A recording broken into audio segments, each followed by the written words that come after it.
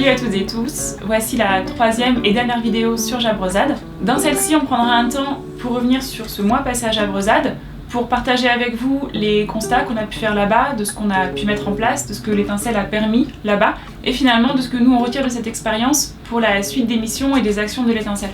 Et tout d'abord, attardons-nous sur ce qui fait l'essence même de Jabrezade et toute la philosophie du lieu. Pour commencer sur le micro, l'écosystème avec Jabrezade, donc les trésors du fond de la benne, la ressourcerie, Jabrezade, l'écolieu, le lieu de vie, Jabrasso, l'entité qui gère les deux. On obtient du matériel et des connaissances grâce à la ressourcerie, et Jabrezade permet d'avoir de la main-d'œuvre sur la ressourcerie. Donc déjà, là tu vois la complémentarité. Ensuite, comme sur l'écolieu, on fait tout en auto-construction, en éco-construction, soit avec les matériaux qu'il y a sur place, soit avec de la récup, par choix et par philosophie. Du coup, c'est indissociable déjà. Donc là, on voit qu'il y a déjà une complémentarité.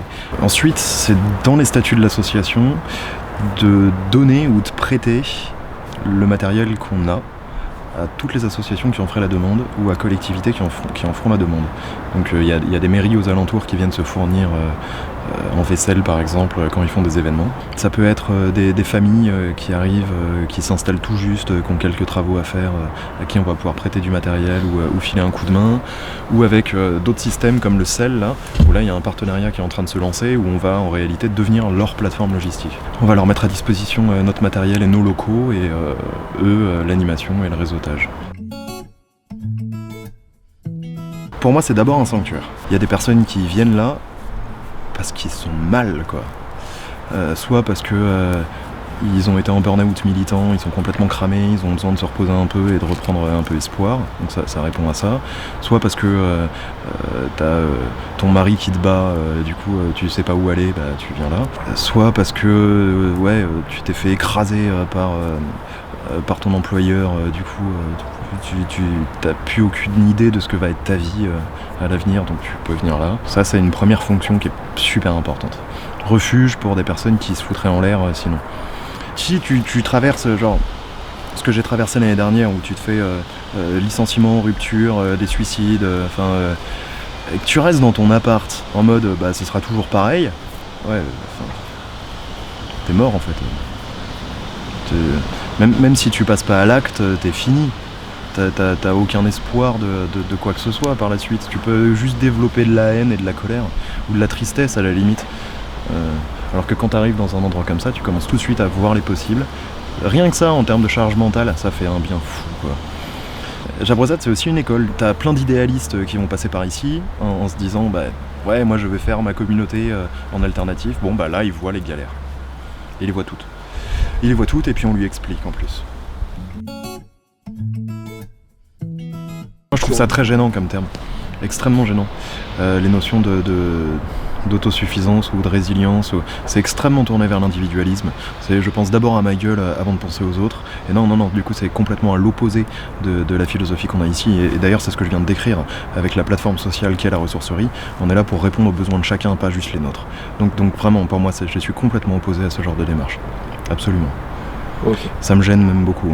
Le fait d'avoir des moyens de production mutualisés, locaux, où on casse les chaînes de transport, les emprises des multinationales, clairement. Donc faire des choses nous-mêmes, évidemment, valoriser le vivant toujours, mais on va pas chercher à d'abord répondre à nous, en sachant qu'il y a d'autres qui font à côté. Ça nous demande beaucoup moins d'investissement temporel, de mettre en place un système d'échange avec quelqu'un qui a une surproduction d'œufs, plutôt que d'avoir des poules nous-mêmes en fait. Ça aurait pas de sens. Dans un sens de le faire, ce serait avoir des poules pour avoir des poules, youpi. C'est pas comme ça qu'on fait société. Absolument. Et totalement. Donc oui, il y a une urgence totale et absolue. Il faut vite résister ensemble, aller vers les personnes qui sont les plus démunies, qui eux seront pas en capacité de construire leur autonomie, de mettre leurs réserves de flotte, leurs panneaux solaires, leurs outils de conception de charpente ou de meubles ou de textiles, etc. Donc il y a une urgence totale à résister par le commun. Donc oui, il y a une urgence. Oui, il y a une urgence à refaire de la localisation. Oui, il y a une urgence à être autonome et résilient, mais cette urgence, elle est sociale. C'est-à-dire que si t'es pas autonome et résilient, individuellement, c'est autonome et résilient en qualité de collectif. Et après, il faut voir quelles sont tes capacités d'action, quelles sont tes capacités de résistance, quelles sont tes capacités de création en fonction des échelles dans lesquelles tu es. Pour moi, il ne faut pas qu'on refasse les erreurs du passé de vouloir imposer les idées. Donc je souhaiterais respecter la révolution et son processus organique du remplacement des générations par d'autres, quoi. Tu peux réformer le pouvoir, tu peux le faire, mais tu peux pas le faire sans qu'il y ait une conscience politique massive. Donc on peut réformer pour faire en sorte de convoquer une constituante, on peut réformer pour faire en sorte que les élus soient révoqués, on peut réformer pour mettre en place une grosse part de tirage au sort, ou on pourrait même réformer notre République pour qu'il n'y ait plus d'élus, mais qu'il n'y ait que des personnes qui soient tirées au sort, par exemple. Donc les deux, révolution, réforme, ils peuvent aller ensemble. C'est juste dans quel sens est-ce que tu décides d'aller, quoi, et est-ce que tu le fais. Mais moi je serais toujours opposé à une bascule violente. Hors de question, pas une goutte de sang. Ça dessert tout le temps. Si nous, pacifistes, on utilise les codes culturels du camp d'en face, de ceux qui utilisent le sang, ça veut dire qu'on leur donne le pouvoir. Vouloir accélérer la bascule sans faire de réforme, donc ça veut dire utiliser les armes, c'est perdre la révolution, c'est le perdre absolument, et c'est s'assurer de le perdre. Donc sur les notions même de résilience et de résistance, on est complètement dedans. Tu fais un repli sur toi-même, ça veut dire que tu utilises les codes culturels de l'ennemi.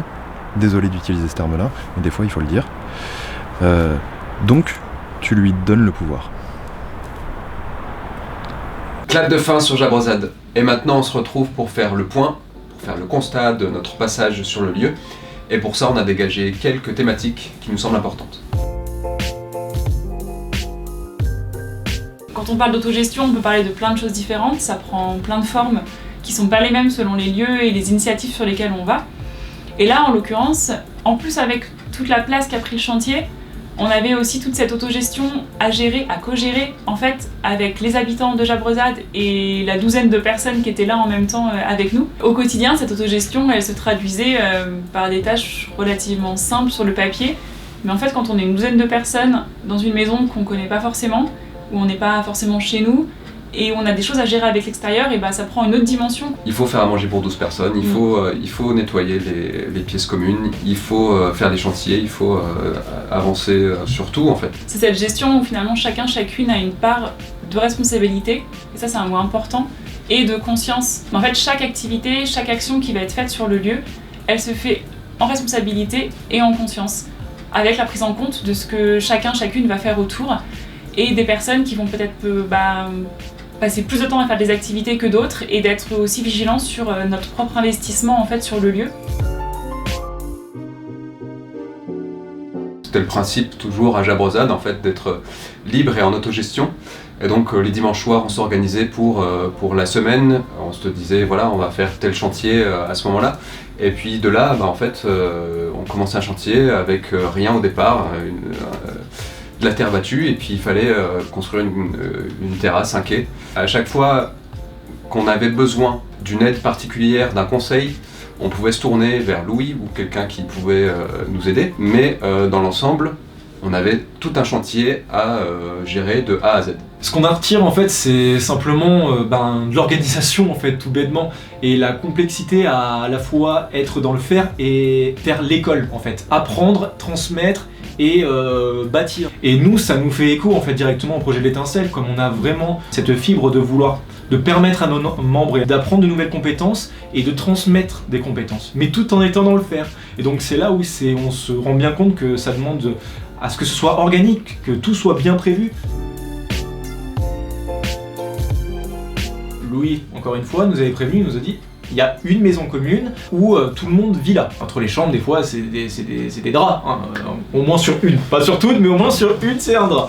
Ça dépend, après, voilà, plus tu restes, plus tu grimpes dans les chambres, mais en attendant, voilà, enfin bref, t'entends tout le monde, quoi. Ton voisin, il se tourne dans son lit, tu l'entends. Donc du coup, nous, il n'y avait pas de problème, on a l'habitude quand même de vivre en collectif, voilà, donc c'est au contraire, on va rechercher, sinon on ferait pas ce projet-là. Mais on peut très facilement et très vite se rendre compte, juste en parlant bien sûr avec les permanents, les gens qui sont là depuis un peu longtemps, ou les gens de passage qui ont l'habitude de revenir, Bah en fait c'est très compliqué de se projeter parce que par le fait de vivre tout le temps les uns sur les autres, il y a un moment donné en fait t'as besoin d'un espace d'intimité un peu plus confortable et ça c'est vraiment quelque chose à prendre en compte et c'est un des grands messages. Si vous allez demain à Jabrozade, certainement Louis vous dira c'est possible de vivre en communauté les uns sur les autres à l'échelle de quelques mois, peut-être quelques années, mais après à partir d'un moment les gens ils vont craquer et ça va faire que exacerber en fait les problèmes de tension qu'il peut y avoir entre des individus et qui sont normal, mais le fait de vivre ensemble comme ça et de pas pouvoir se replier, de pas avoir quelque part cette petite forteresse, et ben ça peut poser problème.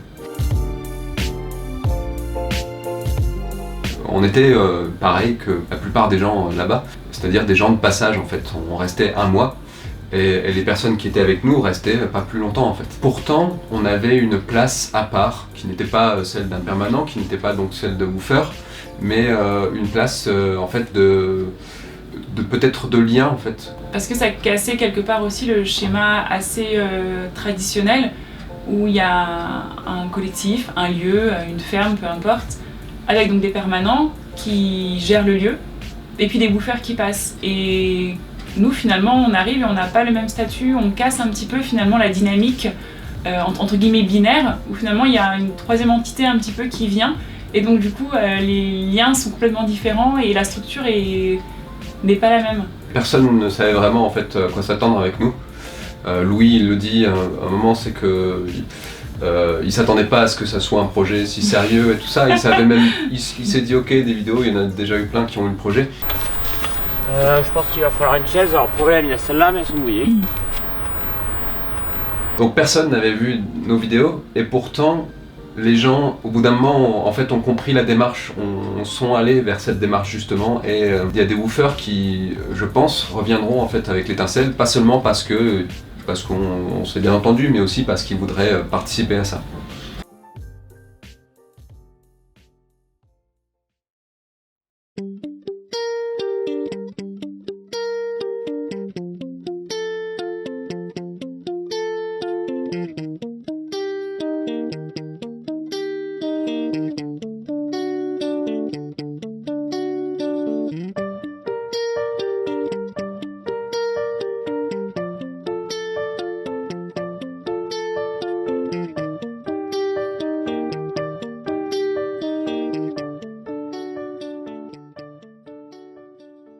C'est la fin de notre aventure à Jabrozade, on espère que ça a pu faire écho chez vous, que ça a pu vous apporter des éléments de réponse. N'hésitez pas à partager la vidéo et n'hésitez pas à nous faire des retours sur le positionnement de l'étincelle, sur ce qu'on a pu apporter et ce qu'on peut apporter davantage sur les futures missions. On vous rappelle qu'à travers ces vidéos, notre objectif c'est que vous puissiez nous rejoindre sur nos futures actions, nos futures missions, et du coup vous trouverez toutes les infos dans la description de la vidéo. Et si vous avez un projet, une initiative résiliente et résistante et que vous voulez que nous on vienne chez vous, n'hésitez pas à aller voir notre toute première vidéo et à consulter notre dossier de présentation qui explique toute notre démarche. Dernier élément, si vous voulez nous soutenir sur nos actions, c'est tout à fait possible. On a mis en place une cagnotte, pareil, en description. C'était l'étincelle, ciao, bon dimanche.